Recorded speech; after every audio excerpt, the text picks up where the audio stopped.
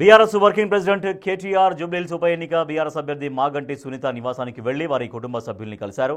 జూబ్లీహిల్స్ ఉప ఎన్నికల్లో అధికార కాంగ్రెస్ పార్టీ ఎన్ని దౌర్జన్యాలు అక్రమాలు చేసినా వాటిని ఎదుర్కొని నిలబడి గట్టి పోటీ ఇచ్చిన సునీతను అభినందించారు కేటీఆర్. రాజకీయాల్లో గెలుపోటములు సహజమని, పార్టీ ఎల్లవేళలా అండగా ఉంటుందని ఆయన ధైర్యం చెప్పారు.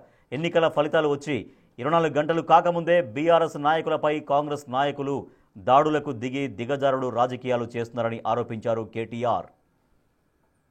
ఎన్నికల ఫలితాలు వచ్చి 24 గంటలు కాకముందే మా పార్టీ కార్యకర్తలు నాయకుల మీద ఇవాళ గూండాయిజానికి రౌడీయిజానికి కాంగ్రెస్ పార్టీ ఏదైతే దిగజారుడు రాజకీయాలు చేస్తుందో నేను ఒకటే చెప్తా ఉన్నా.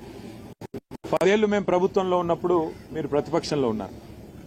ఎన్నడన్నా ఈ రోజు ఇక్కడ మా సోదరుడు రాకేష్ క్రిస్టోఫర్ గారి మీద జరిగిన దాడి జరిగినట్టుగా ఒక ఉప ఎన్నికల్లో గెలిచిన తర్వాత ఎక్కడన్నా మా ప్రభుత్వ హయాంలో మా కార్యకర్తలు గాని మా పార్టీ నాయకులు గాని హద్దులు దాటి ఈ రకంగా ప్రవర్తించారా ఒక్కసారి గుర్తు తెచ్చుకోండి.